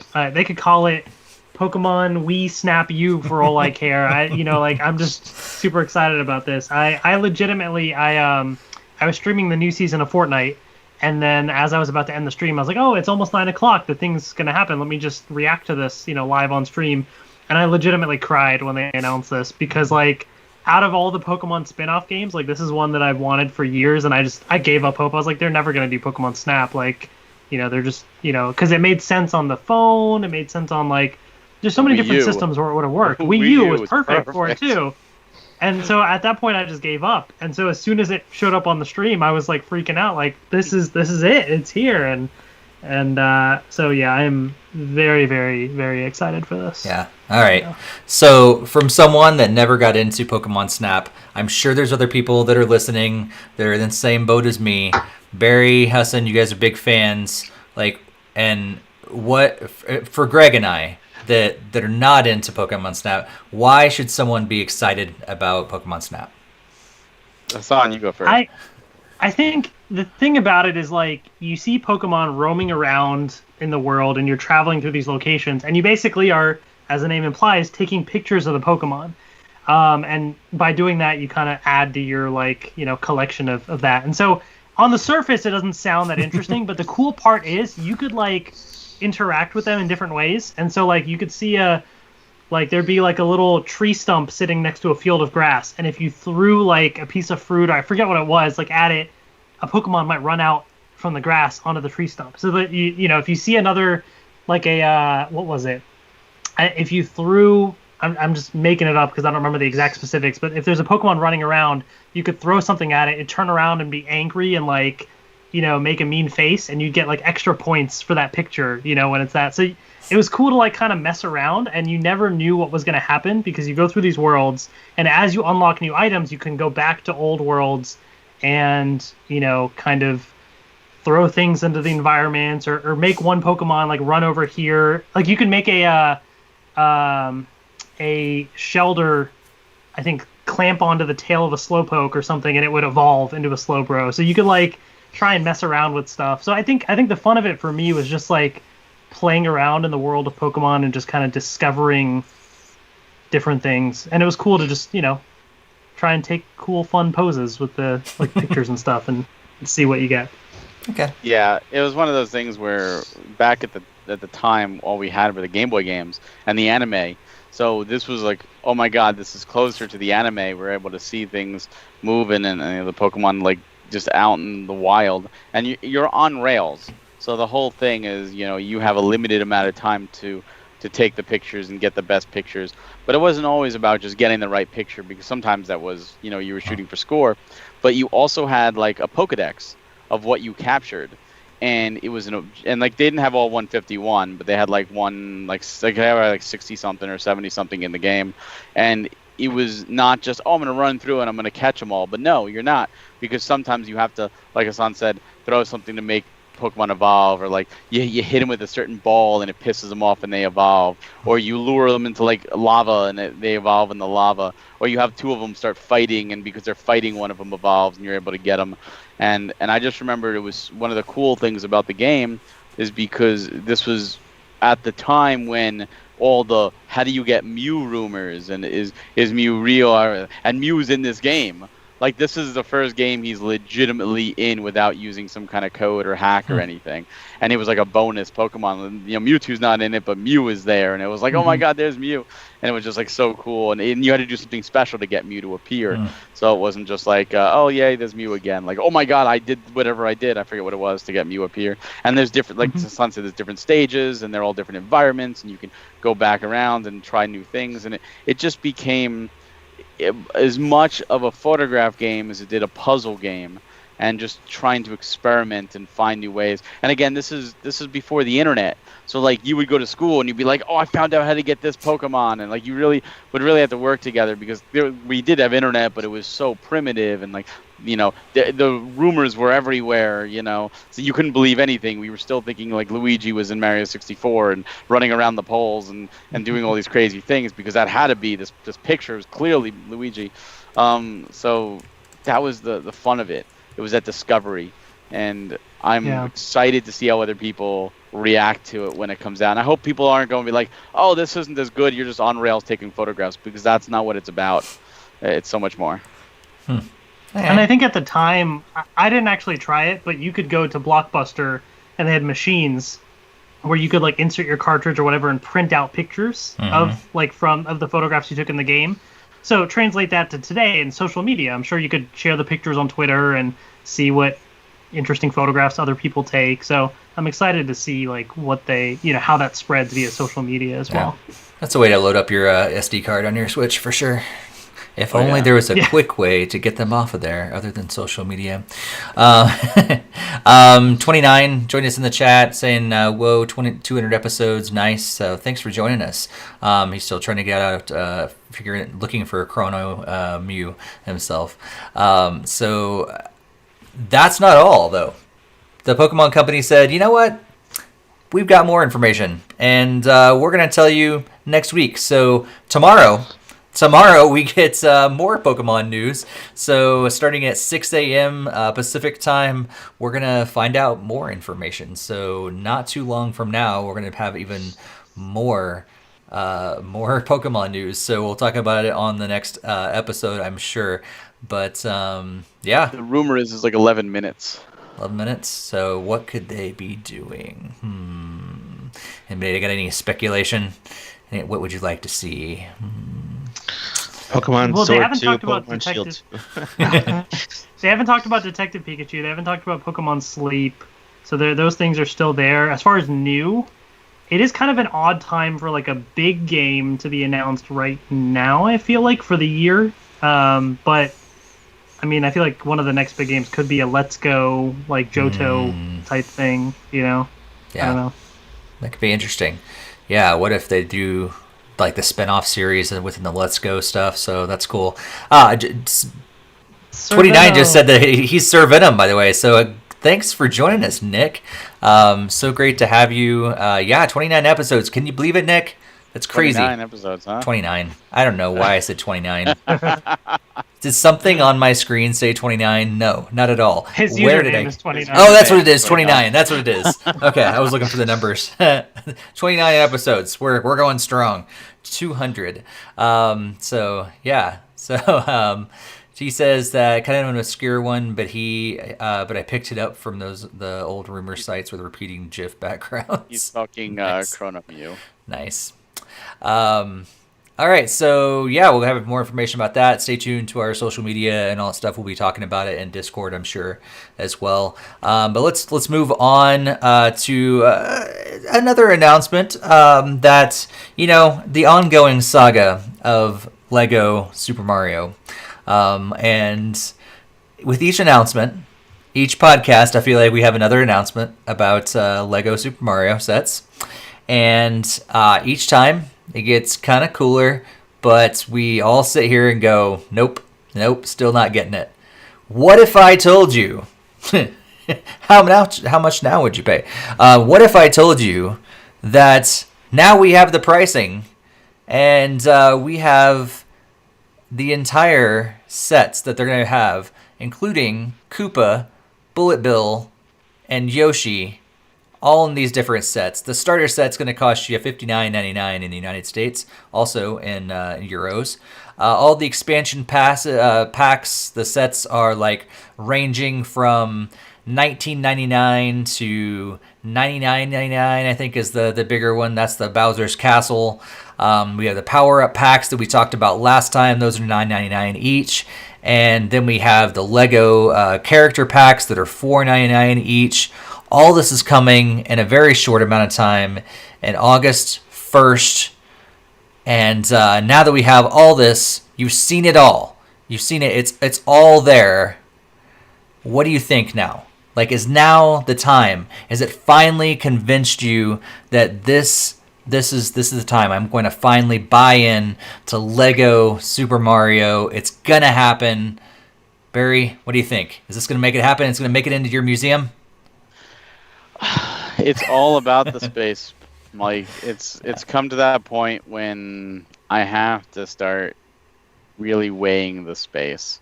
And the truth is I don't have the Labo sets open and done, and the reason being is because they take up less space unopened and unused versus being opened and put together. And that kind of sucks because there's some Labo sets I wouldn't mind actually, messing around with. But putting these together is fun. Lego's always fun. As a kid, I used to build them and put them in little bins.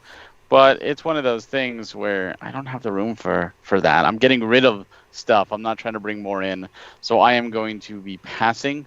Now, if they did it in a more traditional set, maybe I will. I'll see something about maybe I'll get that. Like if they did like a Hyrule Castle, for example, with legit Lego size, I'd probably have to bite. But in this case, I'm passing. Yeah. All right. Greg, what do you think? I mean, is this the time you're gonna build your own Mario Maker? Is this gonna happen? I don't know. I've been pretty much on the fence for this. So at least for the starter packs and like the expansion packs, I don't know if I'll get those, but I'm definitely considering like the smaller like blind bag character sets because those are kind of like almost like amiibo size like Lego piece like sets, and would be kind of cool to collect a number of those characters. But I don't know if I'd go all in to get the big starter kits for this. I'm debating if I should put it on like a wish list or something to see if somebody would get it for me. But so I don't really quite know if I want to dive off that bridge yet, seeing as there's so much to it. Because obviously as soon as you get one kit, then you're like, oh, then I want the Bowser's Castle, and oh, then I want the desert, and then I want this, and like it just gets more and more involved. Yeah. Hassan, what do you think? So I really love what they've done with these sets. If they were just regular Lego sets, I would be, kind of intrigued. But what they've done here, I personally think like is really, really cool. I pre-ordered that starter thing a while ago on Lego.com, like when the pre-orders first went up. Now, the status has been like, I just checked again today, and it says like awaiting new stock or something. I think I got an email at one point saying that they were going to cancel my order, but when I logged in, they didn't. So I don't know if I have a pre-order or not, but it had some free bonus thing if you pre-ordered from Lego.com. So, if I get it, I get it. If not, I guess I don't. So I at least have the starter course. I wanted to try out and get the Mario and see what it is. Gosh, the rest of the stuff looks amazing. I think just like Barry, it's about space. And so my wife and I are also expecting a baby in November. And so we are also trying to, I've been going through and, we're excited. Pokemon Smile for you. I was going to mention it earlier, but I wasn't sure if it was like public knowledge like that. So I held back. So I'm glad you said something. Yeah. No, definitely excited for sure. So of course now we're trying to weigh like what am I keeping, what am I not keeping. I've already had to get rid of a bunch of stuff that I'm trying to pare down on, and I still have I'm staring at shelves full of things. So like, gosh, like the Bowser's Castle looks amazing, but like where am I gonna put that? So I think that's my thing right now is like just trying to figure out space. The baby I needs would love toys. to get these sets. Yeah, I think initially I'd be afraid of baby eating these toys. Right. But one day, yeah, maybe I'll just buy these all, keep them in boxes for a few years, and then surprise one day with like 20 boxes of Mario Legos, and Yeah. Yeah, at that point they'll be worth like thousands of dollars, and you open it up and they're worth $2.50. Right. That's true. That's true.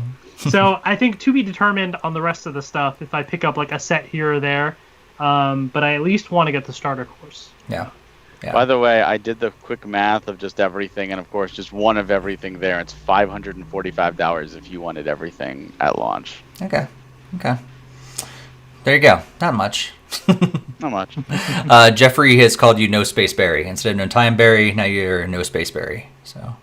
Yeah, Jeffrey there is one of my co-hosts on the Playcast and the mastermind behind it. So he had to come here as he called you guys my Nintendo mistress.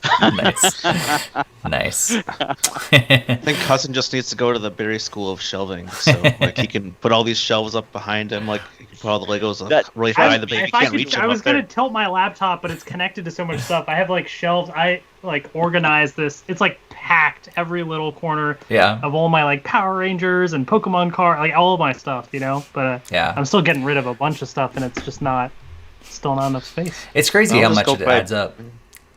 Oh, it does. Yeah, like even those like shelves behind me, like I've already filled them up, and we've started getting some like Star Wars stuff recently, and like Baby Yoda things. And my wife's like, "So you're gonna have like a Star Wars shelf in your?" I'm like, "I'm already running out of space. I need to like remove things, and I've got stuff downstairs, and and I don't even have near as much collected as you guys do." So. Yeah, it's all about the space. That's just one of those things where, like, literally this past weekend, Father's Day, actually, we did it. We cleared out a part of our storage room and built brand new shelving, just not for games. We built it for just our DVDs and Blu-rays. Just we had needed space. But the real reason we did that is not only did we run out of space where they were, but we needed the space where they were to build more shelves for games. So it's just one of those things where space is the number one commodity, and that's why I stopped doing like collector's editions. It's just I don't have the room anymore, and I'm paring things down, and I'm opening I'm taking collector's editions. I'm like, I would never normally open this, but open it. I just need the space. Jesse also says no distractions, Barry. So you're getting a lot of nicknames tonight. But he's also saying, how many Switch games can you buy for $550? In a way those out, especially, yeah. All right, well that's all for the Pokemon stuff. We're going to learn a lot more tomorrow. Lego Super Mario all behind us and everything. Let's move on to a speculation, kind of rumor, that it seems like Bloomberg had reported on this, that Nintendo is supposedly going to be backing off on its mobile ambitions, its mobile efforts, mostly because of the success that Animal Crossing has brought to the Nintendo Switch. So they say that, because of that, they're actually going to be backing off of all the games that they were going to be putting out on Switch and everything. And so, again, I don't think this is actually rooted in any sort of confirmation or anything like that. I think it's mostly, like insider information sort of stuff. So we'll actually see if it plays out or not. But I mean, they do, a lot. They have a chart on there, and a lot of Nintendo's games on there are making a lot less money than a lot of the other top mobile games that are on the platform. And so, although they are making a lot of money from them, but not near as much as stuff like PUBG, Roblox, stuff like that. That's also on mobile systems. So, what do you guys think about this? Is it worth Nintendo continuing in it, or should they just cut it off, continue support for what they got, and move back to consoles where we like to talk about them a lot more? Hassan, I'll go to you first. Yeah, I think so. From the start, Nintendo said that their idea behind mobile development, for the most part, was to attract a wider audience of players and ultimately then try and transition more people to the console experiences. So the mobile games would be things that could lead people to the other experiences. You take a look at some of those franchises like Animal Crossing and Mario Kart, and like I think the Switch games themselves have kind of done that. Like Animal Crossing, like call it the perfect storm or whatever, but it really, like, I mean, social media and everything just kind of got people to the Switch. I don't know how much the mobile games have impacted it as much as they probably had wanted. And so I could understand them doing this. Personally, I would be happy if they did this and put their development towards other things, because I think anytime that they've taken some of my most favorite franchises like Mario Kart and Animal Crossing and done mobile entries, they've made it to the point that I don't even want to play these games, and they're some of my top favorite franchises. And so I feel like the way that they've done these mobile games is for a mobile audience, but it just didn't translate as well, and I really would much rather than put development time in towards a new Mario Kart or something else, that they could be doing. Yeah. Barry, what do you think? This is an interesting topic, and there's some actual possibility or plausibility that this is true. What I mean by that is, if you look at the first years that Nintendo did enter mobile, they entered pretty strongly. They entered with, Miitomo was an interesting social experiment, and that followed up with Miitopia, and you had Super Mario Run, which was their only one-time purchase game, and I thought it was a lot of fun, and obviously that led to more Mario games. And you had the Fire Emblem Heroes, which is still their number one game, and that helped. It did help keep Fire Emblem alive, and obviously we've gotten some games since that have done some really well numbers. And you have Dragalia Lost, which is their one and only brand new IP they've brought to mobile, and has done very well for a brand new IP. Animal Crossing did very well, and I think is still doing very well. And is it the reason that New Horizons is doing exceptionally well now? Maybe, but I wouldn't say that's the main factor. So, like what Hassan said, it's true. They were supposed to bring in more people, and last year we had Mario Kart Tour in Dr. Mario World, and like nothing this year. Nothing at all. They've been completely silent for a year. I think it's been like almost a year. I think so. With no new games. I forget when Mario Kart Tour came out.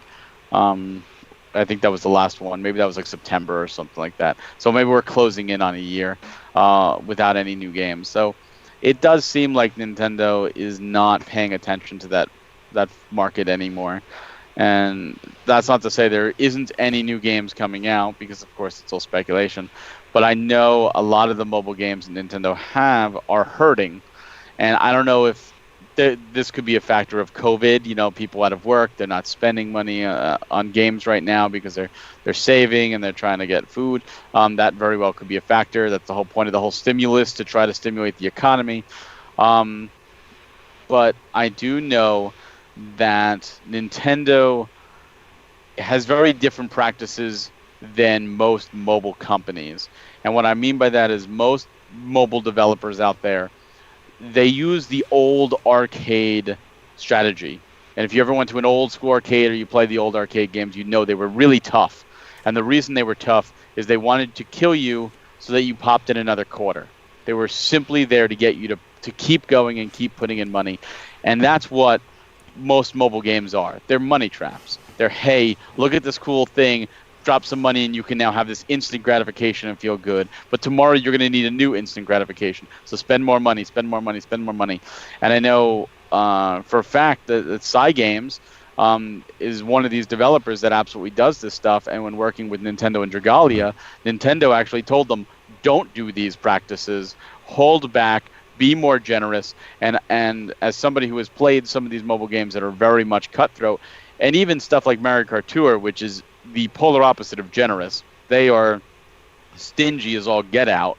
Drugalia is beyond generous. They will just be like, here's a new update, everyone gets a free tenfold summon. Oh, here's a new event, you do the event and you get like 5 new tenfold summons. And like there's very like the reason to spend money is more to help the developers than for the game itself. It's like you almost feel bad, like you're getting so much from the developers for free, and there's less of a reason to actually spend money. And I know they've been hurting because of that, and it doesn't help that Nintendo did not follow through with their plan of, hey, this is going to be a gateway, because they never did anything with that IP. They've got a great new IP sitting there with great new characters. They've crossed over Fire Emblem characters there. They got Mega Man and Monster Hunter in there. Do something with this IP. Bring it to Switch. Make it a new action RPG. People love action RPGs. Make it like a Mana game or a Zelda game. People will buy it, especially from Nintendo. They do nothing with it. And so, of course, it's floundering, and especially compared to the other names, because all the other IPs that Nintendo has brought to mobile are established IPs. You have Mario, you have Fire Emblem, you have Animal Crossing. You know, these are IPs that people know and love.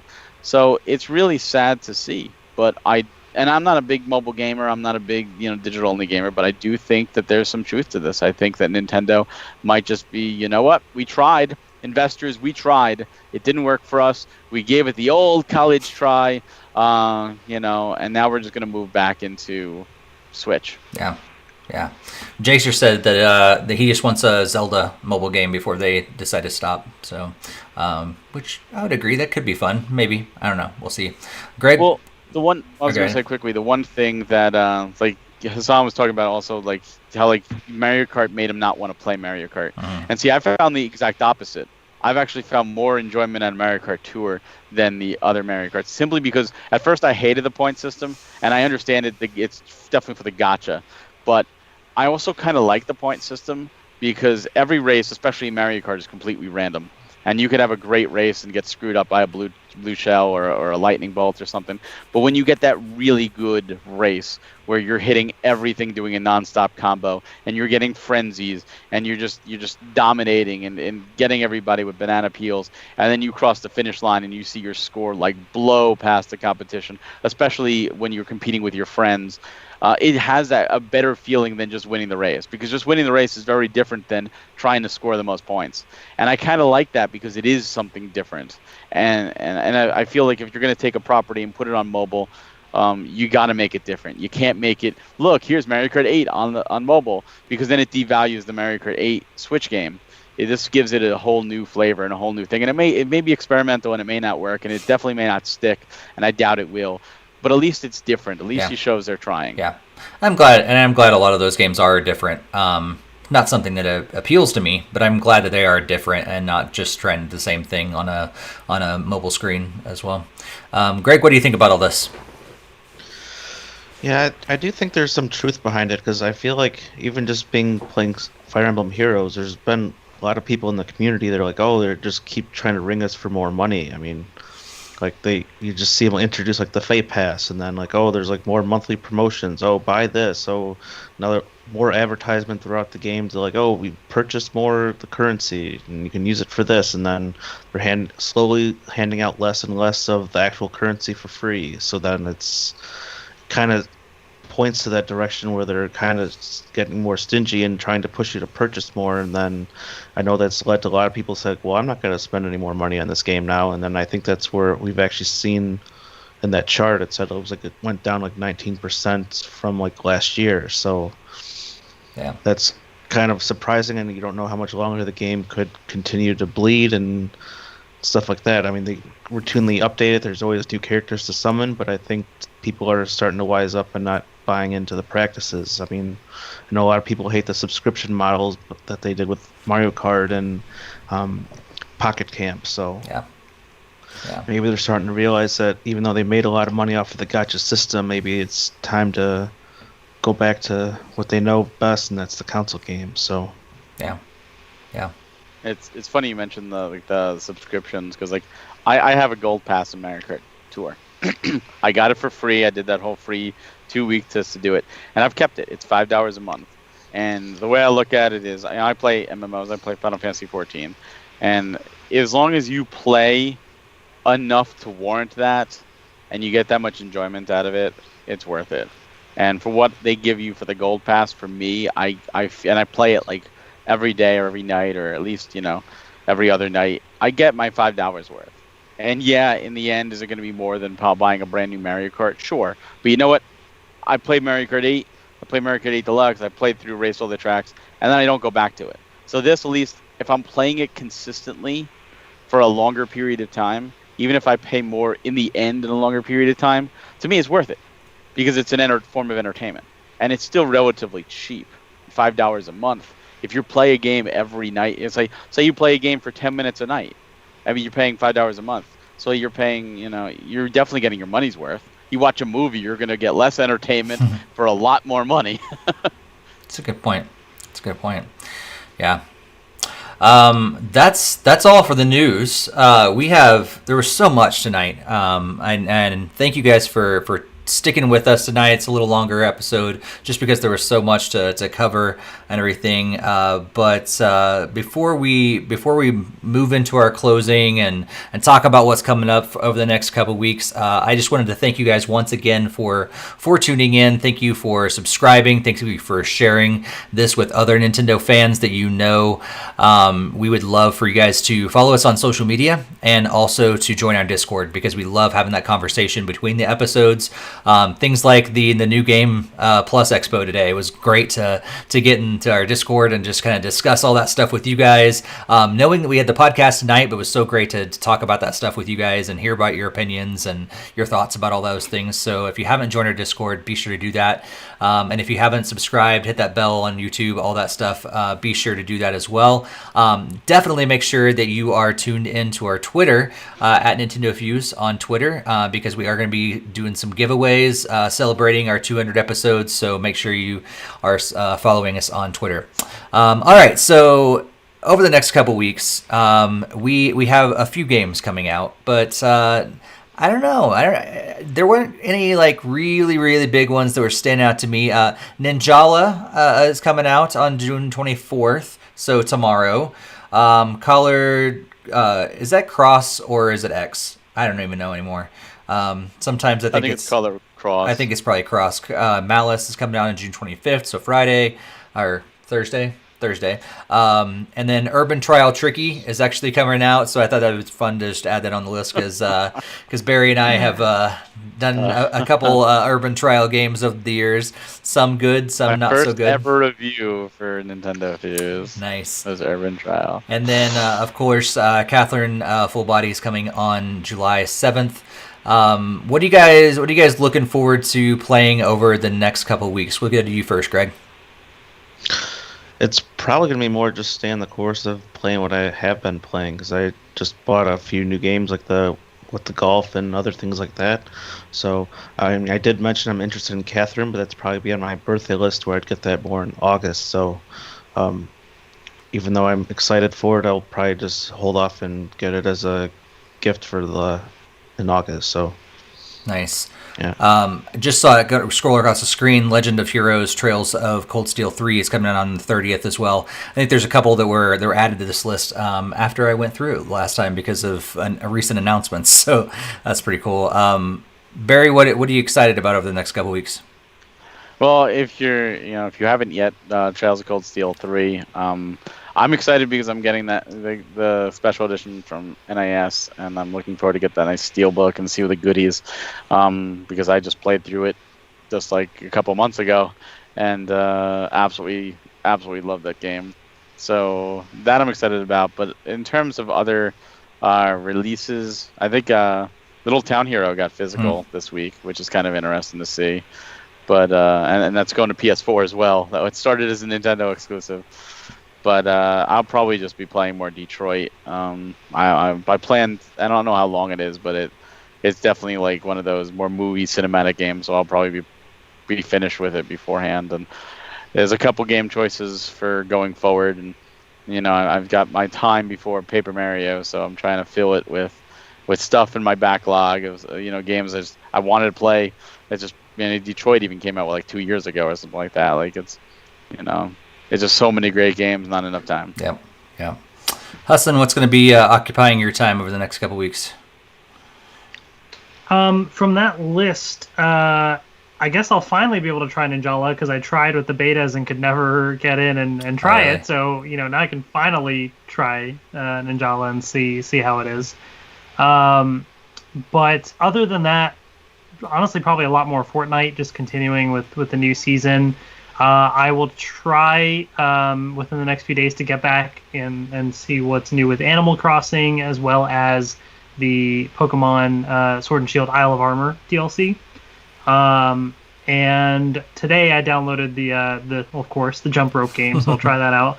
And Star Wars Episode 1 Race. Oh yeah, I forgot it came out today. So yeah. I downloaded that as well, so probably play that soon too. Cool. And Smash. The new character will be out before our That's next right, yeah, podcast. Coming up soon. Nice. Yeah, I'll probably be playing around with Smash, play some more Burnout, as well as my always of Rocket League and Animal Crossing and stuff as well.